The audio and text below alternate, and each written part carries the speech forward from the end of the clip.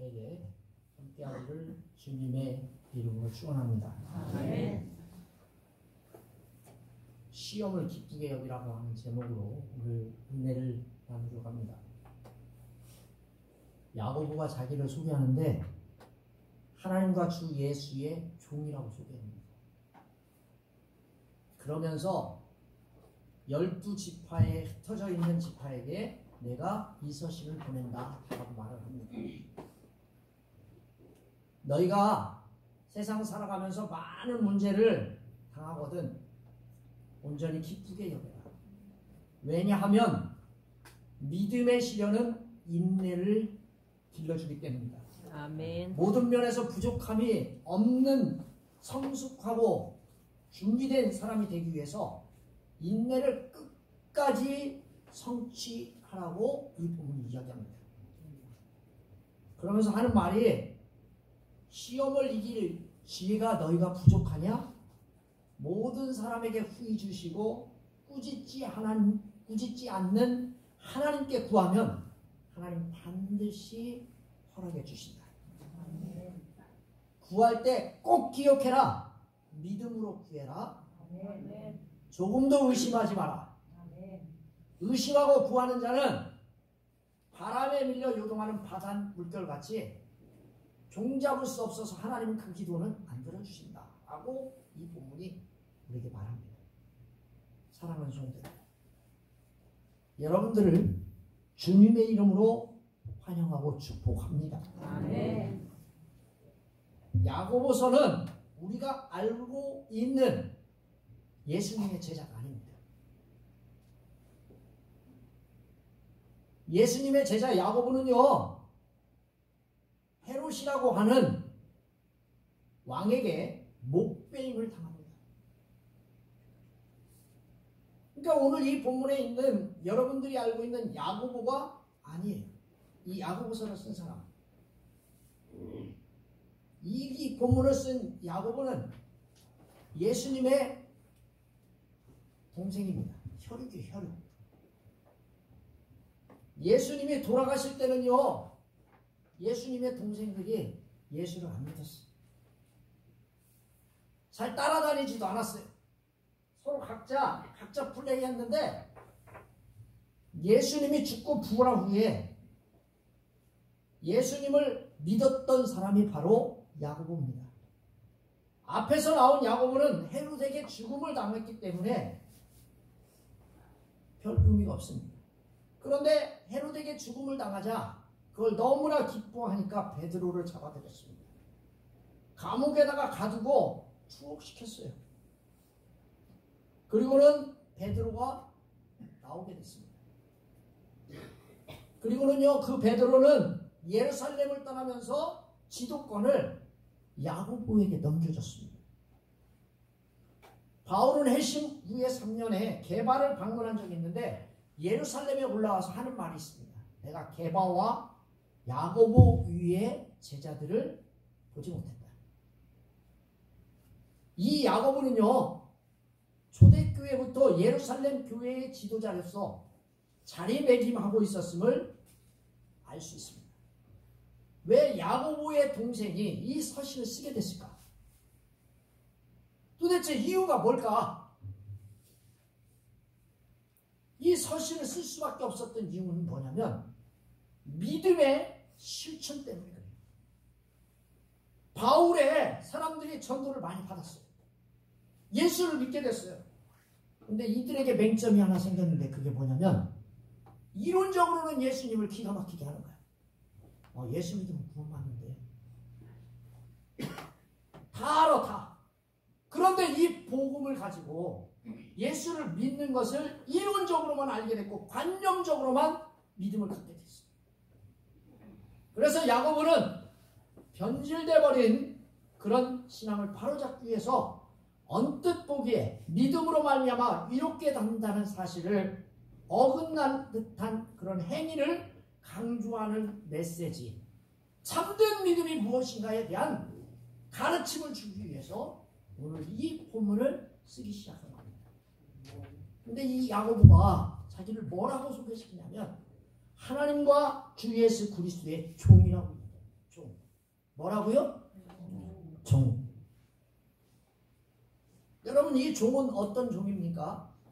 여러분들이 알고 있는 땡땡 이 종이 아니에요.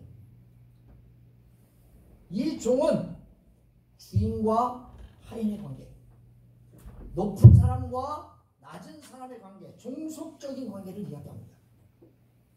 섬기는 사람은 야고보고 섬김을 받는 사람은 누구예요? 예수님이죠.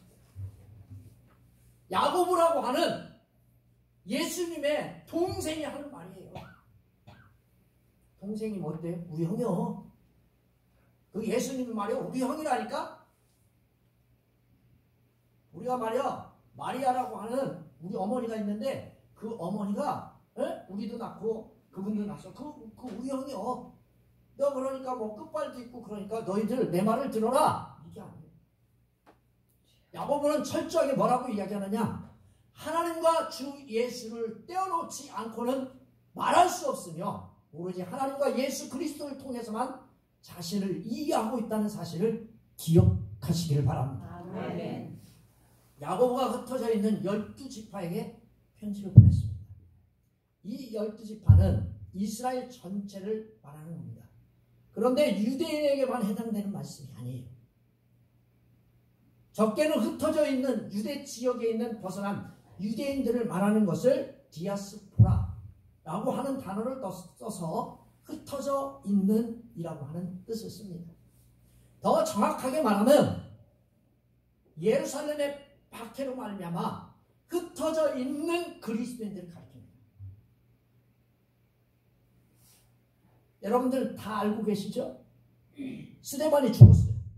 스데반이 죽자 사람들이 요 예루살렘에 살다가 다 죽을 것 같구나.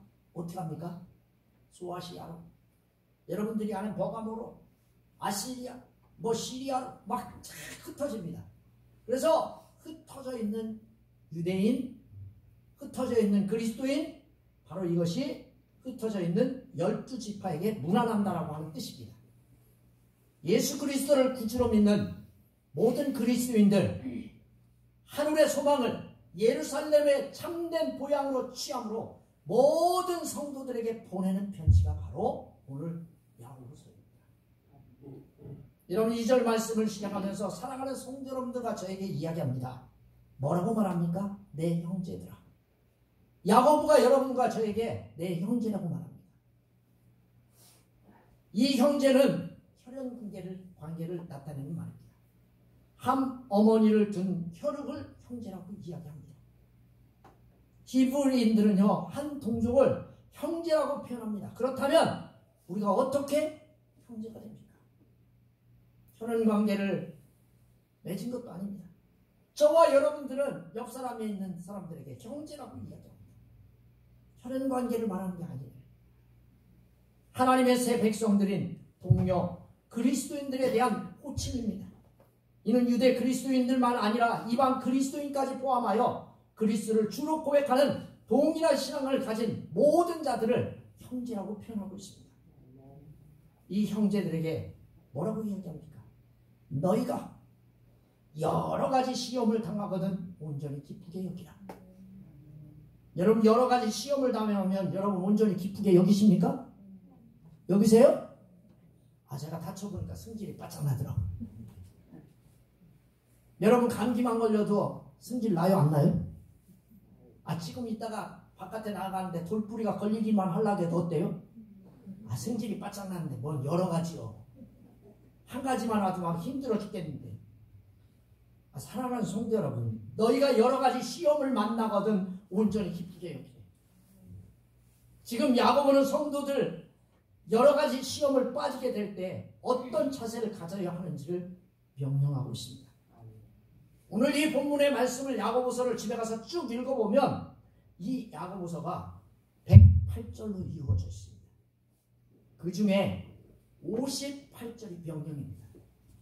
이거 해라, 이거 하지 마라, 이거 해라, 이거 하지 마라.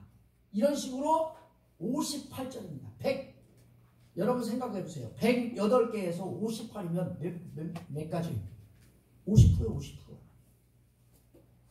50% 이상을 명령을 해요. 여기에 쓰인 온전이라고 하는 이 단어는 4절의 온전이하고는 또 다릅니다. 2절에도 온전이라고 하는 뜻이 있고 3절에도 온전이라고 4절에도 온전이라고 하는 뜻이 있고 그 뒤에 4절 중간에도 온전하고 이렇게 한국어가 똑같습니다. 온전히, 온전하고 다 똑같은 뜻이에요. 한국말은 다 똑같아. 그런데 사랑하는 성도 여러분, 한국어는 다 똑같은데 뜻이 전혀 달라. 2절에 나오는 한국어는 전적으로라고 하는 뜻입니다. 전적으로 너희가 여러 가지 시험을 당하거든 전적으로 기쁘게 여기라. 어떻게 여겨요? 전적으로. 따라서 해봅시다. 전적으로. 다른 거 생각하지 말고 이것만 전적으로, 그런 뜻이에요. 근데 우리는 어때요? 여러 가지 시험을 만나기도 전에 한 가지만 오면 어때요? 승질이 바짝 나는데요. 그런데 이 본문의 말씀은 전적으로 기쁘게 여기라는 거예요. 여기라고 하는 이 단어가요, 무슨 뜻이냐면 생각해라, 그런 뜻이에요. 생각해라. 여러 가지 시험을 당하거든 전적으로 기쁘게 생각하라. 여기라, 생각하라, 똑같은 뜻이에요. 시험을 당할 때 그것을 전적으로 기쁨으로 생각하라는 뜻이에요.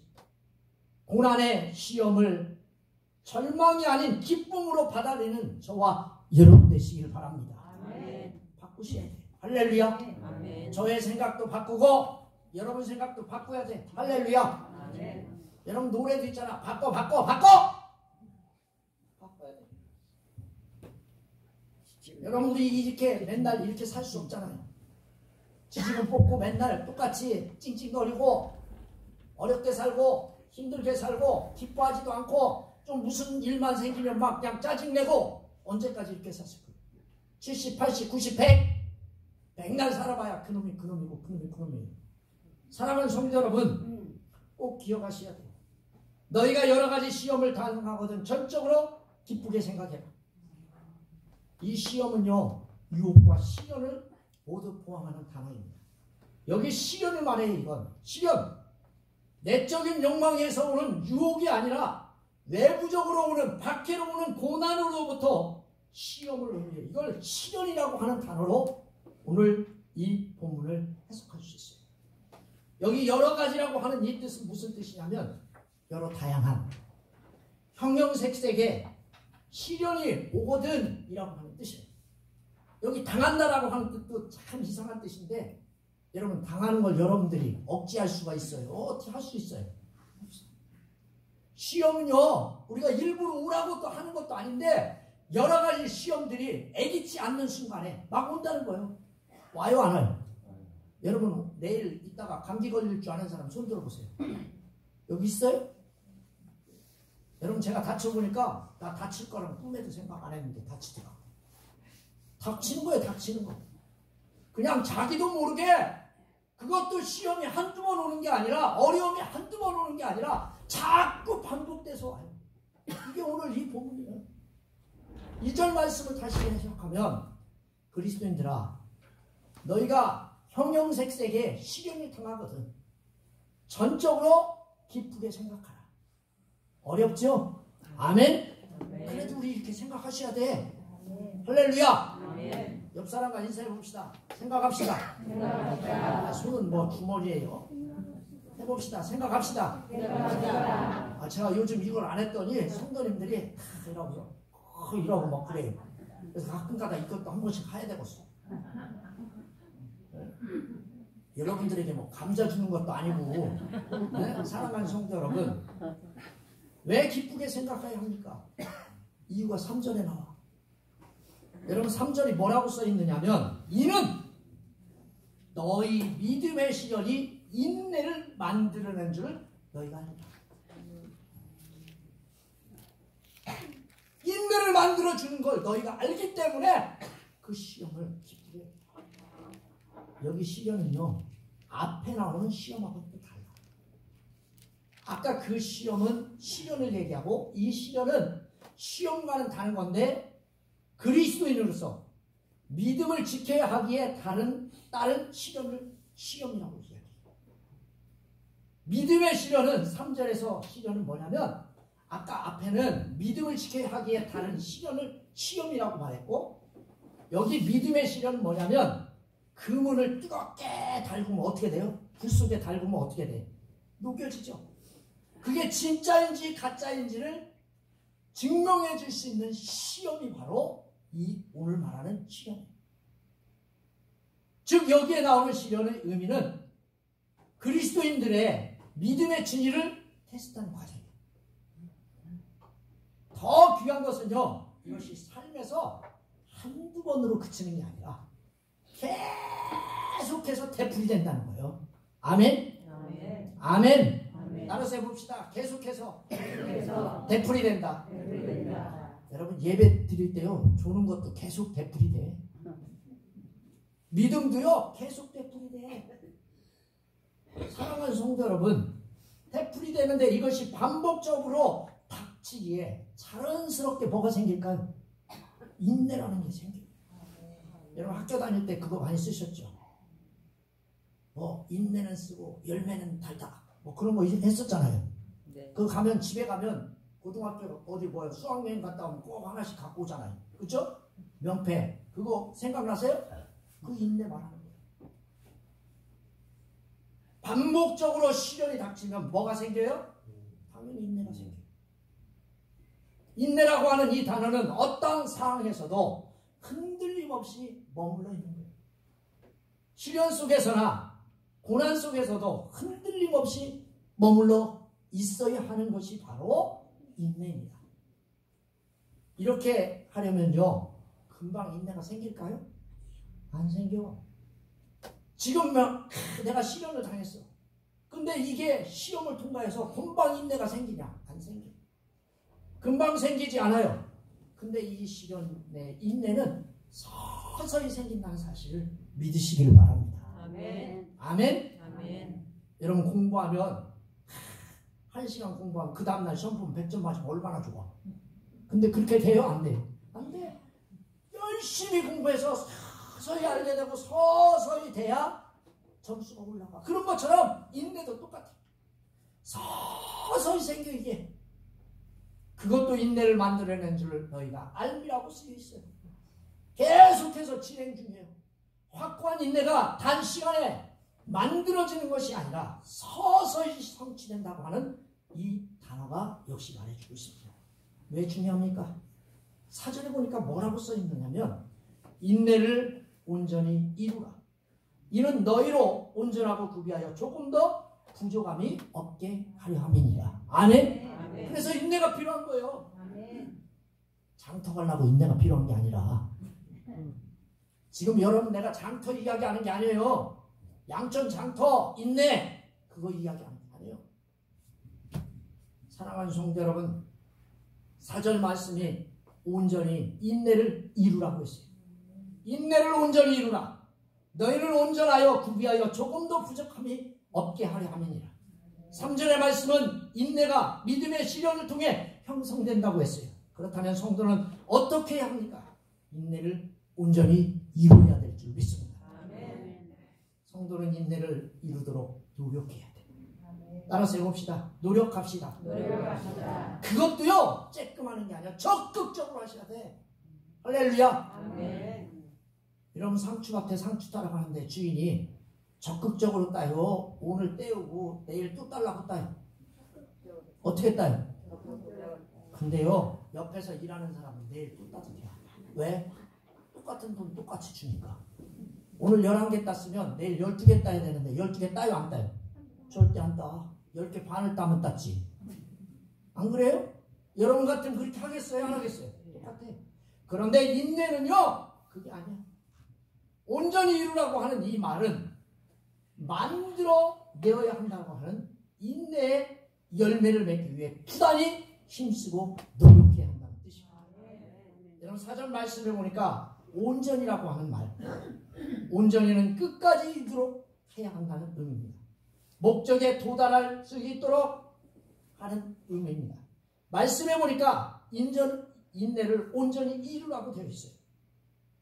인내를 완전한 결과가 나오게 하라라고 하는 뜻입니다. 언제 이것을 해야 합니까? 현재. 앞으로 닥칠 시험에도 끝없이 저와 여러분들은 이 온전한 인내를 발휘하시기를 주님의 이름으로 축원합니다. 아멘. 이렇게 하면 인내를 온전히 발휘하게 되면 얻어지는 결과가 무엇입니까? 그 결과가 그 뒤에 나옵니다. 온전하고 구비하여 조금도 부족함이 없게 하려 합니다. 여기 온전이라고 하는 이 뜻은 인격적으로 온전한 성숙을 이룬다고 하는 뜻입니다. 구비한다라고 하는 말은 완전하다, 완벽하다, 온전하다는 뜻입니다. 두 산어 모두 다 뭐합니까? 조금 더 부족함이 없게 된다는 것을 강조한 말씀이에요. 아멘? 아멘. 인내를 이루게 되면 저와 여러분들은 그리스도인으로서 조금 더 부족함이 없게 될 줄 믿습니다. 아멘. 이렇게 되기를 주님의 이름으로 축원합니다. 아멘. 성도는요, 결국 고난을 통해서 성숙을 이루게 됩니다. 5절부터 8절 말씀해 보니까 시험을 이기는 지혜가 부족하거든 누구든지 하나님께 지혜를 구하라고 권면하고 있습니다. 아멘. 5절 말씀해 보니까 뭐라고 써있느냐, 너희 중에 누구든지 지혜가 부족하거든 모든 사람에게 후히 주시고 꾸짖지 아니하시는 하나님께 구하라 그리하면 주시라고 했습니다. 여러분, 너희 중에 누구든지 지혜가 부족하다, 이 말을 다른 말로 표현하겠습니다. 인내가 부족하냐? 시험을 이기는데 인내가 부족하면 지혜가 뭔가를 구하라는 겁니다. 우리가 해야 할 일이 뭡니까? 조건 없이 하나님 우리에게 주시는 것을 얻기를 주님의 이름으로 축원합니다. 아멘. 하나님은 어떤 분? 하나님은 모든 사람에게 후히 주시는 분. 따라서 해봅시다. 하나님은 후히 주시는 분. 후히 주시는 분. 여러분, 후히라고 하는 뜻이 무슨 뜻인지 아시죠? 순수히, 너그럽게, 조건 없이, 기꺼이. 하나님이 기꺼이 주신대. 인내를 얻을 수 있도록, 그거를 얻을 수 있도록 지혜를 기꺼이 주신대. 할렐루야. 근데 구하지 않는 이유가 뭐예요? 하나님보다 잘나서도 아니고 아니잖아요. 저와 여러분들은 모든 것을 후히 주시는 하나님께 구해야 될 줄 믿습니다. 아멘. 준다는데도 안 받겠다고 하는 건 도대체 어떻게 해야 됩니까? 두 번째 보니까 하나님 어떤 부분이냐, 꾸짖지 아니하신대. 할렐루야. 아멘. 따라서 해봅시다. 꾸짖지 않는다. 꾸짖지 않는다. 여러분, 공부 못하면 선생님들이 뭐래요? 다른 사람 다 알아듣는데 너는 못 알아들어? 꾸짖어. 근데 하나님은요, 비난하거나 책망하거나 나무라지 않습니다. 하나님은 자신의 부족함을 인식하고 시험을 이기기 위해 지혜를 구하는 자에 대하여 책망하지 않습니다. 하나님은 지혜의 부족을 느끼고 구하는 자에게 멸시하거나 책망하지 않는 조건 없는 그런 은혜를 주시는 줄 믿습니다. 아멘. 단순하게 주신다는 거예요. 단순하게, 조건 없이. 우리가 해야 할 일을 구하는 거예요. 구하는 거. 따라서 해봅시다. 구합시다. 구합시다. 하나님이 주시겠다라고 하면 하나님 주시는 분인데, 이 본문의 말씀에 보니까 우리는 그걸 구하지 않아요. 그런데 적극적으로 구하면 주신다고 했어요. 기도에 대한 확실한 약속입니다. 우리가 알아야 할 것은 그 지혜를 주시는 분이 하나님이라는 거. 또 하나님께 지혜를 구하는데 반드시 수반되는 게 있어요. 이게 뭐냐? 그러나요, 그러나. 아멘? 아멘. 이 6절 말씀에 보니까 오직이라고 하는 단어로 써있어요. 오직 믿음으로. 그러나 믿음으로 구하고 조금 더 의심하지 말고. 구하는 것이 믿음과 연관되지 않으면 하나님께서 들어주시지 않아요. 그 자체가 죽은 것에 불과해요. 믿음으로 구하는 명령과 함께 조금 더 의심하지 않기를 바랍니다. 의심하면 돼요? 안 돼요? 안 돼. 그런데 우리 기도하고 어떻게 주여 나설 줄 믿습니다. 믿어. 믿습니까? 믿어요? 근데 조금 있다가 뭐라고요? 그래도 뭐 내일쯤 낫게 해주겠지. 그럼 뭐 낫을 수가 있어요? 낫을 수 있어요? 없어요? 그 낫는 게 신통한 거예요. 사랑하는 성도 여러분, 조금 더 의심하지 말아야 돼요. 전적으로 하나님과 예수 그리스도를 신뢰하는 것이 믿음이에요. 이렇게 하지 않고 의심하는 자는 마치 바람에 밀려 요동하는 바닷물결 같다고 했습니다. 의심하는 것은요, 바람에 밀려 요동하는 바닷물결 같다고 했습니다. 의심의 위험성, 의심의 성격이 액체와 같이 불안하다라고 하는 뜻입니다. 바닷물결은 어때요? 어느 때는 고요해요. 어느 때는요, 험상궂어요. 잔잔해. 어떤 때는 잔잔해. 뿐만 아니라 바닷물결의 비유는 뭐냐면 의심의 규모가 바다처럼 넓다라고 하는 뜻입니다. 여러분 의심하지 않기를 바랍니다. 야고보는 이 비유를 통해서 하나님께 간구하는 사람은 더욱더 외부적인 세력에 대하여 경계를 취하는 동시에 오직 누구만 바라봐야 돼요? 하나님만 바라보시길 바랍니다. 아멘. 옆 사람과 인사해 봅시다. 하나님만 바라봅시다. 거짓말도 알아서 해보세요. 거짓말도 잘하십니다. 돈만 바라보면서, 건강만 바라보면서, 이웃만 바라보면서, 잘 사는 사람에게 시기하면서 엉터리입니다. 우리는요 오직 하나님만 바라보셔야 돼요. 7절 말씀해 보실까? 의심하는 자는 하나님께 무언가를 받을 수 있다고 생각하면 그 자체가 잘못된 것입니다. 망상에 사로잡힌 겁니다. 8절 말씀 의심하는 자가 기도의 응답을 받지 못하는 특징을 말합니다. 뭐라고 써 있습니까? 두 마음을 품어 모든 일에 정함이 없는 자다. 의심하는 사람은요 정함이 없는 사람, 두 마음을 품는 사람, 불안하고 일정하지 않고 변하기 쉬운 이라고 하는 뜻이 정함이 없는 겁니다. 어디로 가야 할지 방향을 잃고 제대로 판단 내리지 못하며 방황하는 삶을 의미하는 말씀이에요. 이런 사람은요 잠시 하나님을 의지하고 열심으로 기도하는 듯 하다가 마음이 변하여 인간적인 방법을 강구합니다. 변덕스럽습니다.